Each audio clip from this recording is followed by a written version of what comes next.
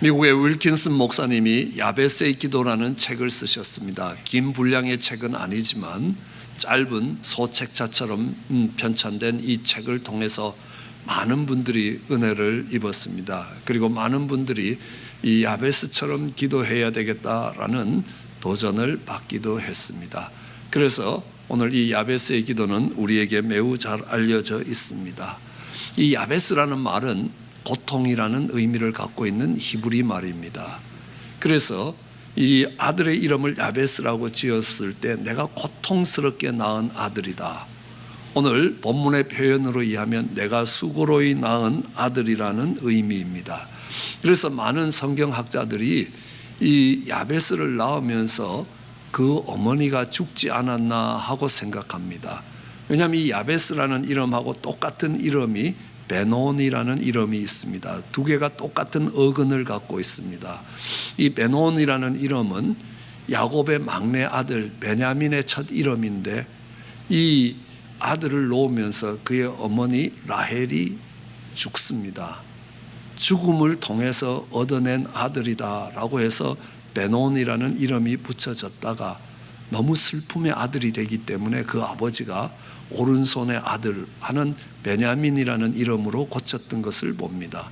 그래서 이 야베스의 어머니도 마치 베냐민을 낳을 때처럼 그 어머니가 죽지 않았나 하고 생각하는 많은 성경학자들이 있습니다. 설사 그렇지 않다 하더라도 엄청난 고통을 통해서 얻어낸 아들입니다. 죽을 고생을 해서 얻은 아들입니다. 그 아들이 존귀하게 됩니다. 그것도 다른 형제보다 더 존귀한 자가 되었습니다. 그때 그 부모의 기쁨이, 그 아들을 얻은 어미의 기쁨이 얼마나 클 것인가 우리가 상상할 수 있습니다. 그런데 우리는 세상을 둘러보건대 그 수고롭게 낳지 않은 자녀가 한 명도 없다는 겁니다. 우리는 그 자녀가 어머니의 뱃속에 잉태되는 과정도 쉬운 과정이 아닙니다. 그러나 뱃속에 잉태가 됐다고 해서도 참 많은 어려운 시간들을 지나가야 합니다. 그래서 입덧이라는 게 생깁니다. 자녀가 생김으로 인하여 엄마의 몸의 호르몬 구조가 다 달라지기 시작하면서 생겨나는 입덧으로 고생하는 어머니들을 봅니다. 유난히도 입덧이 심한 어머니가 있습니다. 아무것도 먹을 수가 없기도 합니다. 또 때로는 내가 먹고 싶은 걸 먹을 수도 없습니다. 감기가 들었다고 해서 감기약을 먹을 수도 없습니다. 그러면 그 자녀에게 치명적인 해를 가하기 때문에 약을 먹지 못한 상태로 그 몸으로 그 아픔을 다 이겨내야 할 때도 있습니다. 어떤 경우에는 행동이 불편한 겁니다. 배가 많이 나오면요, 이게 누워도 힘들고 앉아도 힘들고 돌아서도 힘들고 정말 행동이 굉장히 부자연스러울 수 있습니다. 그뿐만 아니라 아름다운 미모가 다 파괴가 됩니다. 배가 남산처럼 나와서 마치 펭귄처럼 뒤뚱뒤뚱거리면서 아주 우스꽝스럽게 걸어 다녀야 되는 겁니다. 그렇게 10달을 고생해서 한 생명이 태어난다는 것을 우리는 알고 있습니다. 다른 어떤 동물보다도 임신 기간이 긴 편에 속한 것입니다. 뱃속에 넣고 오랫동안 키워내야 됩니다. 그뿐만이 아닙니다. 태어나서도 사람 구실을 잘 못합니다. 저는 어린 시절에 시골에서 자라면서 송아지가 태어날 때 보니까요, 송아지는 태어나서 이렇게 몇 번 일어서다가 넘어지다가 조금만 지나면 채 1시간도 되지 않는 것 같은데 팔짝팔짝 뛰면서 그 우리에서 뛰어나오는 모습들을 볼 수 있습니다. 근데 사람은요, 1년이 가야 간신히 걷는다. 1년 동안 걸을 수도 없는 겁니다. 다 안고 업고 해서 데리고 다녀야 합니다. 얼마나 수고스러운지 모릅니다.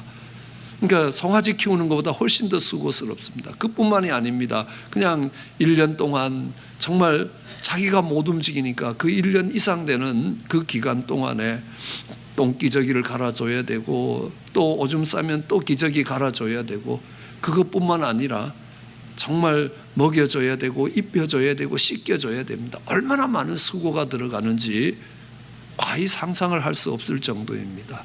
그뿐만이 아닙니다. 이 한 생명이 사랑구실하려면 거의 20년을 가르쳐야 됩니다. 학교 보내야 됩니다. 여전히 가르쳐야 됩니다. 그래야 간신히 사랑구실 할 수 있게 됩니다. 이걸 보면요, 한 생명이 정말 사람답게 자라는데 얼마나 많은 수고와 노력이 필요한지 우리는 상상할 수 있습니다. 그 중에서도 특별히 남들보다 유달리 더 어렵게 만드는 아이들이 있습니다. 예를 든다면 어느 정도의 장애를 가지고 있으면 그 장애를 가지고 있는 그 자녀를 키워가는 것은요, 훨씬 더 어렵다는 겁니다. 그를 바라보는 것이 아픔이고 그를 키워가는 것이 슬픔입니다. 그래서 슬픔의 아들이고 내 수고의 아들이고 내 눈물의 아들이라고 이야기합니다. 그런데 그 아들이 다른 형제보다 존귀한 자가 되었다라고 할 때 그 기쁨을 어떻게 표현할 수 있겠습니까? 우리는 야베스가 그런 사람이라는 걸 알 수 있습니다. 우리는 야베스가 어떤 삶을 살았고 어떤 인생을 살았는지 우리는 기록에서 찾아볼 수 없습니다. 성경의 야베스에 대한 기록은 여기밖에 나오지 않습니다. 다른 자료들을 찾을 수는 없습니다. 그러나 오늘 본문만 보더라도 하나님께서 이 야베스를 존귀한 자로 만들었다라는 걸 우리는 쉽게 알 수 있습니다. 왜냐하면 야베스는 기도하는 사람이었습니다. 하나님께서 기도하는 그 다니엘을 얼마나 존귀하게 세우셨는지 압니다. 하루에 3번씩 하나님께 감사하며 기도하던 그 다니엘을 이방 땅에서 존귀하게 세우신 하나님을 기억하면 하나님께 기도할 줄 아는 이 야베스를 하나님이 귀하게 세우셨을 것이라 미루어 짐작할 수 있습니다. 기도를 하더라도요, 인생이 자기의 노력으로 되는 것이 아니라 하나님이 내 인생을 축복해 주셔야 내 인생이 달라질 수 있다.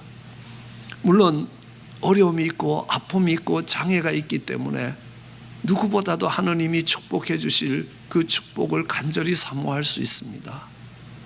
그러나 그가 배울 수 있었던 것은 좌절과 절망이 아니라 하나님이 내 인생을 축복하시면 내 지경이 넓어질 것이라 라는 것을 알고 있었습니다. 그래서 인생은 자신의 노력이 아니라 하나님이 축복해 주셔야 된다는 것을 깨달은 사람입니다. 복의 근원이 하나님이심을 알았던 사람이 얼마나 겸손하며 또 그 겸손한 자를 존귀하게 드시는 하나님의 손길을 우리는 미루어 짐작할 수 있습니다. 그리고 그는 지경을 넓혀달라고 하나님께 기도했습니다. 그리고 하나님이 그 기도에 응답하셨다고 이야기합니다. 그의 지경은 넓었을 겁니다. 많은 사람들에게 영향력을 미칠 수 있었을 것입니다. 아주 많은 땅을 가졌다는 것을 이야기하지는 않습니다. 우리는 2,000명이 되는 종업원을 둔 회사의 사장님을 두고 지경이 넓어졌다라고 하지 않고 2,000명의 고아를 먹이는 조지 뮬러와 같은 목사님을 볼 때 그의 지경이 넓다라고 이야기할 수 있습니다. 책임지는 범위가 넓어지기 때문입니다. 그렇기 때문에 자연히 어렵습니다. 저는 잘 알고 있습니다. 몇백 명 되는 우리 교인들을 주일에 점심 식사 한 끼 준비하는 것도 쉬운 일이 아닙니다. 그런데요, 이거에 몇 배 되는 2,000명이 되는 그 고아들을 하루 3끼씩 먹이는 거 정말 어려운 일일 겁니다. 그것을 감당해 가다 보면 많은 어려움들이 있습니다. 그러나 그때마다 기도할 때 하나님의 손이 그와 함께 하셔서 정말 5만 번 기도 응답을 주시는 그 조지 뮬러 목사님처럼 그 넓은 지경을 위해서 하나님께 기도했고 하나님이 그를 그 어려움에서 건져내시는 수많은 경험들이 있었던 사람입니다. 그는 그의 인생에 어려움이 없어지기를 기도하지 않고 그 어려움이 올 때마다 하나님이 주시는 능력으로 그 어려움을 이기고 나갈 수 있도록 기도했던 겁니다. 이것을 미루어 봐서 이 야베스의 삶이 얼마나 존귀한 자의 삶이 되는 줄 우리는 알 수 있습니다. 그 수고로 인한 아들이 존귀한 자가 될 때에 그것이 그의 수고와 아픔의 보상이 되는 겁니다. 그의 수고에 정말 보람을 느끼게 되는 겁니다. 정말 내가 눈물로 키운 보람이 있다는 겁니다. 우리는 헬런 켈러라는 여사를 알고 있습니다. 그녀는 19개월이 되었을 때, 태어난 지 19개월이 되었을 때에 아주 고열로 열병을 앓음으로 인하여 시력을 잃어버립니다. 시력만 잃어버리는 것이 아니라 청력을 잃어버립니다. 들을 수가 없는 겁니다. 그리고 말을 할 수가 없게 되었습니다. 그래서 소경이며 기머거리며 멍어리라는 삼중 장애를 가지고 있었습니다. 그렇지만 그 헬런 켈러가 존귀한 자가 되었습니다.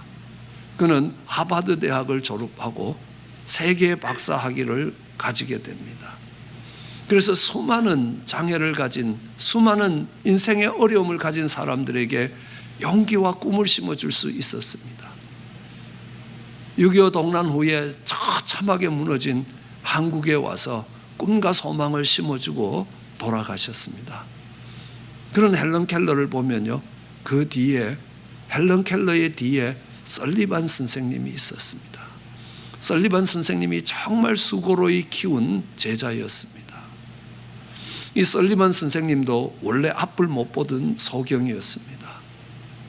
그런데 개한 수술을 받으면서 눈을 뜨게 되고, 그는 정말 장애 학교에서 공부를 하면서 점자를 익히고, 그는 하나님 앞에 내 평생에 나와 같은 장애가 있는 자들을 돕기를 소원했습니다. 그래서 그는 헬런 켈러를 가르치는 선생님이 되었습니다. 남달리 힘들었습니다. 보지도 못하고 듣지도 못하고 말하지 못하는 그 헬런 켈러를 가르치는 게 얼마나 힘들었겠습니까? 그렇지만 그 헬런 켈러가 다른 어떤 형제 자매보다 존귀한 자가 되었습니다. 그랬을 때 그 설리반 선생님의 야베스가 바로 헬런 켈러라는 것입니다. 이 설리반 선생님이 처음 왔습니다. 헬런 켈러는 자기가 숟가락을 들고 밥을 먹어본 적이 없습니다. 앞을 볼 수 없기 때문에 부모님들이 밥을 먹여줬습니다. 그렇지만 설리반 선생님이 와서요, 네가 젓가락을 들고 숟가락을 들고 네 밥을 먹으라고 이야기합니다. 얼마나 불편하겠습니까? 얼마나 짜증이 나겠습니까? 그렇지만 그렇게 하지 않으면 나는 영원히 누군가의 도움을 받아야 되는 인생으로 살 수밖에 없게 됩니다. 그를 가르칩니다. 숟가락을 손에 쥐어줍니다. 그래서 이 헬런 켈러가 내가 왜 보이지도 않는 밥과 반찬들을 이 숟가락으로 먹어야 되느냐고 집어던집니다. 다시 주워다가 손가락에 쥐어줍니다. 이를 반복합니다. 옆에 보던 부모님이 너무너무 안타까워서 그냥 먹여주면 안 되겠냐고 이야기합니다. 그때 설리반 선생님은 그렇게 하면 이 아이는 영원히 정말 혼자서 살아갈 수 없는 아이가 되고 누군가의 도움을 받을 수밖에 없는 아이로 전락됩니다. 나를 이 아이의 선생님으로 쓰시든지 아니면 지금 해고하라고 이야기합니다. 그 설리반 선생님은 500번 던지는 숟가락을 500번 붙들고 다시 헬런 켈러의 손에 정말 쥐어줍니다. 그리고 헬런 켈러는 시력을 잃은 뒤에 처음으로 자기 손으로 밥을 떠먹기 시작했습니다. 그러면서 헬런 켈러의 인생이 달라졌습니다. 얼마나 많은 수고가 있었겠습니까? 얼마나 많은 아픔이 있었겠습니까? 얼마나 많은 포기하고 싶은 순간들이 있었겠습니까?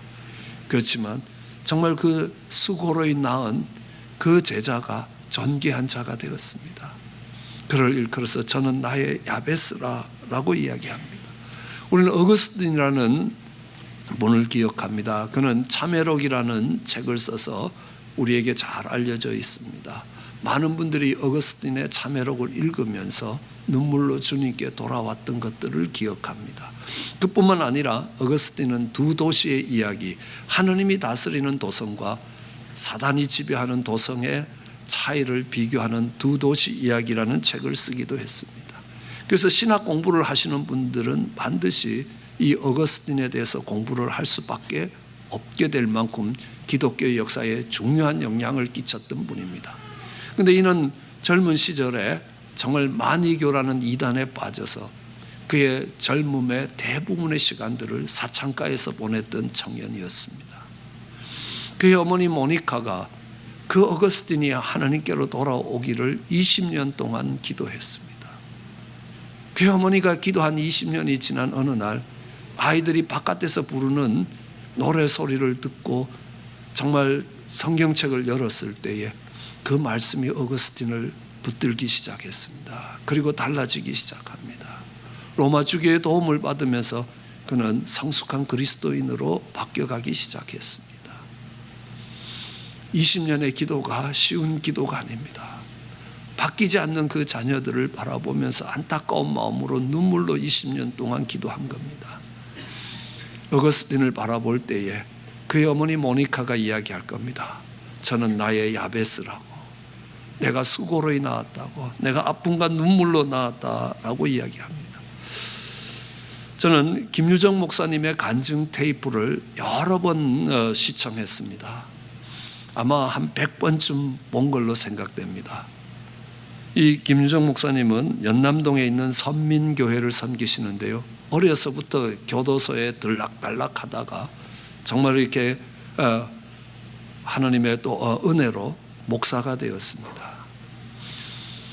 얼마나 간증을 많이 받는지 그 목사님을 어느 날 연남동 근처에서 잠깐 길거리에서 만났습니다. 너무너무 반가워서 목사님 그랬는데 가만히 보니까요, 나는 저분을 100번도 더 봤는데 저분은 날 본 적이 한 번도 없는 겁니다. 그렇지 하고 정말 이렇게 멀리서 목사님 지켜보긴 했는데요, 이분은 정말 이렇게 교도소에서 나오면서 정말 하나님 자녀로 거듭나고 그 자기의 정말 조폭 생활을 정리합니다. 조폭 생활을 정리하는 과정에서 조직 폭력배의 보복을 받아서 한쪽 팔에 도끼가 찍히고 사타구니에 도끼가 찍히면서 자녀를 가질 수 없게 됩니다. 그리고 축도를 할 수 없게끔 손을 들 수 없는 그런 지경에 떨어지게 됩니다. 그래서 나중에 손은 하나님의 기적적인 은혜로 정말 들려 올라가서 축도할 수 있는 목사가 됐다고 간증하십니다. 자녀가 없기에 그는 소년원에서 아주 흉악범들을 입양을 했습니다. 15명 가까이를 입양했습니다. 그 중에 둘은 사형수라서 사형이 집행되고 나머지는 그가 키웠습니다. 정말 어느 날 집으로 돌아가시니까 집에서 한 아이가 정말 자기가 원하는 대로 안 해준다고 칼로 배를 째서 창자를 꺼내놨더라는 겁니다. 그런 아이들을 키워갑니다. 정말 얼마나 힘이 들었을까. 학교를 보내면 늘 태양 맞아서 오는 겁니다.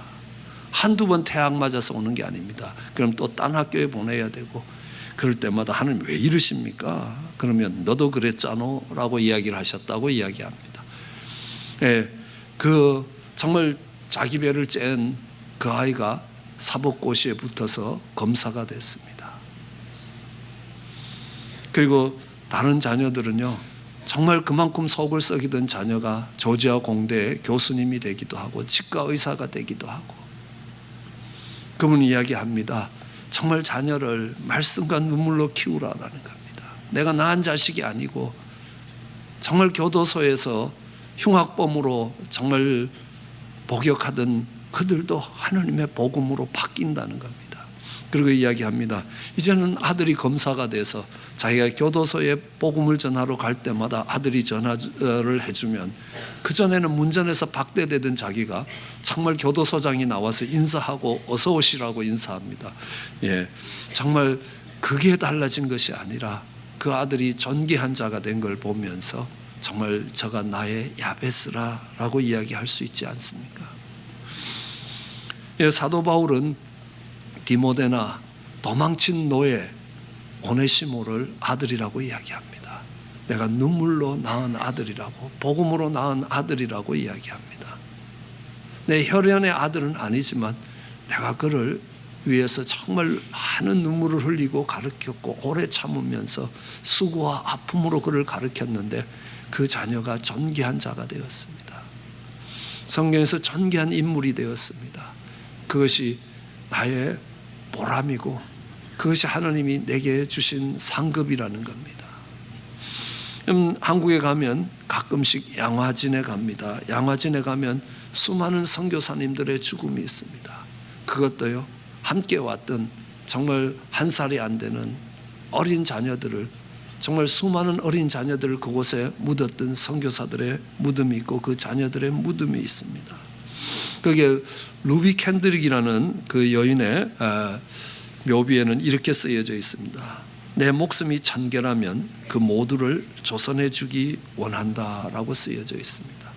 그 루비 캔드릭은 텍사스에서 파송된 처녀 선교사였습니다. 한국에 와서 복음을 전하다가 6개월 만에 풍토병에 걸려서 한국에서 정말 생애를 마감합니다. 예, 그가 정말 죽으면서 마지막으로 썼던 그 편지가 그 청년 수련회 때에 전달됐습니다. 그때에 나는 내 목숨이 1000개라도 정말 이 조선에 주기를 원한다는 편지가 배달되면서 그 청년 수련회는 정말 뜨겁게 성령의 역사를 경험하고 그때 수많은 청년들이 일어나서 한국으로 왔던 것들을 기억합니다. 한국 교회는 바로 이런 선교사님들의 야베스입니다. 그럼 지금은 IS라는 집단이 얼마나 잔인하게 사람들을 죽이는지 모릅니다. 살아있는 사람의 목을 자르기도 합니다. 그것을 방송하면서 정말 그 방송을 보면서 얼마나 끔찍한지 모릅니다. 근데 돌이켜보건대 한국은 더 했습니다. 109명을 한국 백사장에 한강의 백사장에 놓고 하루아침에 그들 목을 다쳤습니다. IS와 비교해서는요, 비교도 안 될 만큼 잔혹했습니다. 그런 한국 교회가 이제 존귀한 교회 됐습니다. 이제 복음을 수출할 수 있는 교회 되었습니다. 자랑스러운 교회가 됐습니다. 존귀한 교회가 됐습니다. 세계 선교를 이끌어가는 교회가 되었습니다. 그랬을 때에 정말 그것이 그 선교사들의 야베스라라고 이야기합니다. 왜 수고로이 낳았고 아픔을 낳고 어쩌면 그 생명의 대가를 지불하고 얻은 교회였기 때문입니다. 야베스는 그 어머니에게 큰 사랑의 빚을 졌습니다. 어거스틴도 그 어머니 모니카의 20년의 기도의 빚을 졌습니다. 헬런 켈러는 그 어머니가 아니라 그의 선생님 설리반의 큰 빚을 졌습니다. 헬런 켈러는 그렇게 이야기합니다. 정말 설리반이 무엇인가를 가르칠 때요, 그럼 이것은 책상이고 이거는 의자고 이런 것들을 가르칠 때는 별로 어렵지 않습니다. 만져볼 수가 있는데요. 그런데 추상명사를 가르치기는 얼마나 어려운지 모릅니다. 사랑, 평화, 기쁨, 이런 추상명사를 어떻게 가르칠 것인가. 사랑에 대해서 한참 설명을 했습니다. 그랬더니만 헬런 켈러가 나는 그게 뭔지 안다고 이야기합니다. 이게 뭐냐 질문을 했더니만요, 선생님이 처음 와서 내 손을 잡던 날 선생님 눈물이 내 뺨에 떨어질 때 그게 사랑인 줄 알았다라고 고백합니다. 많은 눈물로 키웠던 겁니다. 그 눈물의 빚진 자입니다. 우리는 그 빚진 자가 내가 빚진 자라는 걸 깨달을 때에 얼마나 은혜로 갚는지 모릅니다. 그럼 야베스는 그렇습니다. 이 야베스라는 사람의 후손들이 모였는지 야베스 사람이라고 일컬어지는 사람들이 있습니다. 그들은 므낫세 지파의 사람인데 길앗 지방에 살았습니다. 그들이 길앗 지방에 살 때에 옆에 있던 암몬이라는 나라가 쳐들어왔습니다. 그래서 내가 처음 야베스 사람들을 다 멸망시키겠다. 너희들이 항복하려면 한쪽 눈을 다 뽑고 항복해라는 겁니다. 야베스 사람들이 정말 공포에 질렸습니다. 그때 이 소식을 전해 들은 사울이라는 청년이 하나님의 신에 감동이 돼서, 아니 우리 동족들이 이런 고생을 하는데 이거 도와야 된다 해서 사람들을 모았습니다. 그리고 목숨을 걸고 와서 이 암몬 족속을 퇴치하고 야베스를 건졌습니다. 그래서 이 길앗에 사는 야베스 사람들을 일컬어서 사울의 야베스라라고 불렀습니다. 사울 왕이 목숨을 걸고 목숨의 대가를 지불하고 그들을 건져왔기 때문이라는 겁니다. 그래서 사울 왕과 특별한 관계가 되었습니다. 사울은 그들에게 특별한 사랑을 베푼 사울의 사랑에 빚진 사람들이 되었습니다. 그 후에 사울 왕은 아주 패역되고 잘못된 길을 걸어갔습니다. 하나님께 버림을 받고 마침내 브레셋과의 싸움에서 죽임을 당하고 그 사울의 시신을 찾았던 브레셋 사람이 사울의 목을 잘라서 브레셋 성벽에 걸어 놓았습니다. 그때에 이 야베스 사람들이 결사대를 조직해서 그 밤에 가서 이 사울의 시체를 수습합니다. 그리고 갖고 와서 7일 동안 장례를 지내고 사울을 위해서 눈물을 흘렸습니다. 다른 사람들은 다 폐역된 왕이라고 손가락질할지 모르고 비난할지 몰랐지만 그들에게는 정말 생명의 은인이었고 생명의 빚을 진 사람이었기 때문에 그 은혜를 갚기 위해서 목숨을 걸고라도 사울의 시체를 찾아온 것입니다. 사울이 수고로이 낳았던 이 야베스가 정말 사울에게 귀한 것으로 갚는 아름다운 이야기가 그 야베스 사람들 속에 내려오고 있습니다. 우리는 수고와 고통으로 키운 자식들이 존귀한 자가 되어서 그 부모의 수고와 사랑을 깨닫는 날 그 부모에게 은혜를 갚을 때 그것이 얼마나 큰 기쁨과 감사가 되는지 모릅니다. 우리는 베드로라고 성경 속에서 예수님의 한 제자를 발견할 수 있을 겁니다. 저희 아들을 베드로하고 닮았다고 이야기합니다. 왜냐하면 이 베드로와 저희 아들을 어릴 때에 FBI라고 불렀습니다. 왜냐하면 사고의 현장에 빠지지 않고 나타나기 때문이라는 겁니다. 베드로가 그랬습니다. 무리를 걷다가 처박히기도 하고 어떨 때는 신앙 고백을 한 후에 이 사탄아 물러가라 라는 소리를 듣기도 했습니다. 정말 예수님이 키워놓은 11제자 중에 7제자를 데리고 나가갖고 옛날에 고기 잡던 대로 돌아가기도 했습니다. 수없이 많은 사고와 아픔을 주님께 주었지만 주님이 정말 눈물로 그 베드로를 키우셨습니다. 베드로는 그 주님의 사랑에 감격해서 돌아와서 사도행전의 역사를 열어갑니다. 주님이 가신 것처럼 십자가를 그것도 거꾸로 지고 갈 수 있는 사람이 되는 것입니다. 왜냐하면요, 이 베드로가 주님의 야베스였기 때문입니다. 주님이 수고로이 낳은 아들이었기 때문이라는 겁니다. 저도 처음 신앙생활을 한 지 얼마 되지 않아서 저희 친구 겸 후배가 되는 친구에게 복음을 전했습니다. 밤마다 찾아가서 복음을 전했습니다. 결혼하지 않았던 싱글 청년이었기에 정말 밤마다 모여서 라면을 끓여 먹고 또 바둑을 뜨고 그렇게 스트레스를 해소하고 있는 그 자리에 가서 옆에서 바둑 훈수도 두고 또 복음도 전했습니다. 어느 날 무엇이 기분 나빴는지 정말 먹던 그 라면 국물을 그 상을 확 집어 던지면서 당신 앞으로 다시는 내 앞에서 복음 전하지 말라는 겁니다. 얼마나 마음이 아팠는지 모릅니다.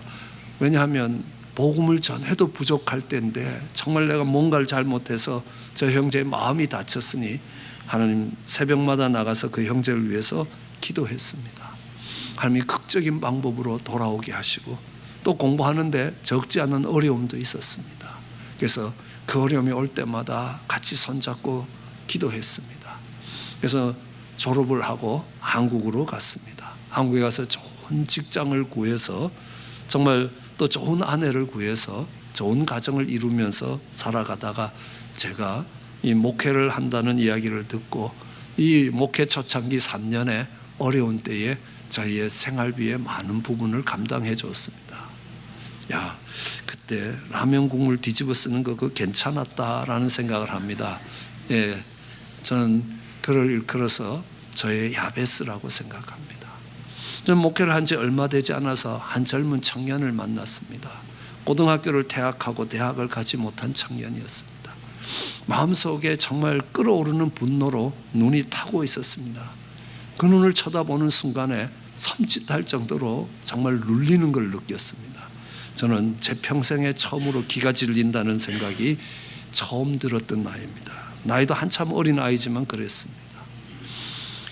아무것도 할 것이 없는 그에게 너 뭐하고 밥 먹고 살래? 라고 이야기했습니다. 이제는 고등학교도 졸업 못하고 퇴학을 당했으니 어떡하냐는 겁니다. 저도 몰라요 라고 이야기하길래 그 당시엔 제가 컴퓨터를 꽤 잘하는 편이었습니다. 그래서 너 나랑 컴퓨터를 배워보겠냐고, 컴퓨터를 어떻게 고치고 어떻게 고장나면 어떻게 고치고 또 어떻게 만들고 이걸 어떻게 잘 쓸 수 있는지를 배우면 밥은 먹고 살 수 있을 것이다 라고 이야기를 했습니다. 그래서 그렇게 하기로 합의했습니다. 그랬더니만요, 저희는 밤 10시에 만나서 12시까지 2시간씩 했습니다. 1시간은 성경 공부를 하고 1시간은 컴퓨터를 가르쳤습니다. 한참 가르치다니까요, 이렇게 이야기합니다. 목사님, 이 다이아몬드바 일대의 이 강도 사건은 상당히 많은 부분 저희가 했습니다 라고 이야기합니다. 그 후에 여러분들 그런 사건이 없는 게 정말 제 덕분이라는 것도 한번 생각해 주셔야 되는 겁니다. 어쨌든 그 친구들이 많이 변화가 됐습니다. 지금은 목사가 되어서 사역을 감당합니다. 예, 참 힘겹게 정말 이렇게 변화된 그 형제들을 보면서 이야기할 수 있습니다. 하나님 앞에 설 때 하나님, 저가 나의 야베스입니다 라고 고백할 수 있습니다. 저는 부족하지만 한 가정의 가장으로 섬기고 있습니다. 하나님이 가정의 제사장으로 세우셨습니다. 그러기에 저는 이렇게 기도할 수 있습니다. 우리 자녀들이 존귀해진다면, 우리 자녀들에게 생명이 역사할 수 있다면, 내게 아픔이 있어도 그 야베스와 같은 고통이 있을지라도 수고와 슬픔으로 그들을 키워갈 수 있습니다. 종의 고통으로 저들이 존귀하게 된다면 종은 그쪽을 택할 것입니다. 예, 아마 모든 부모님들이 그럴 겁니다. 내가 먹고 싶은 거 안 먹고 하고 싶은 거 안 하더라도 그것이 내게 고통이요 아픔이요 눈물이 될지라도 우리의 자녀들이 존귀해질 수 있다면 그렇게 할 것입니다.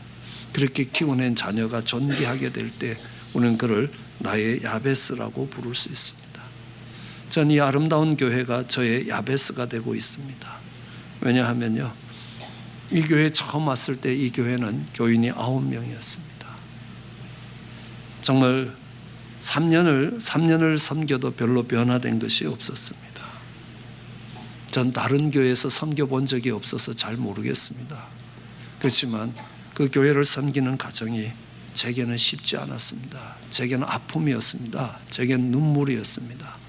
그렇지만 그 교회가 존귀해지고 정말 귀한 아름다운 교회로 자랄 때 이 교회는 분명히 저의 야베스가 될 것입니다. 아니, 저의 야베스가 되기 이전에 먼저 이 교회는 예수님의 야베스라는 겁니다.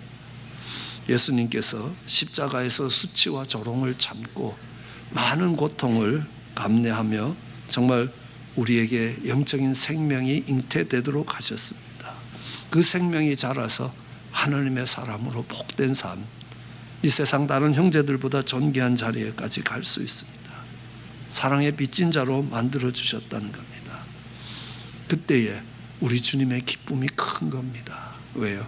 주님의 야베스이기 때문에 그렇습니다. 한번 돌아보시기 원합니다. 나의 야베스가 누구냐는 겁니다.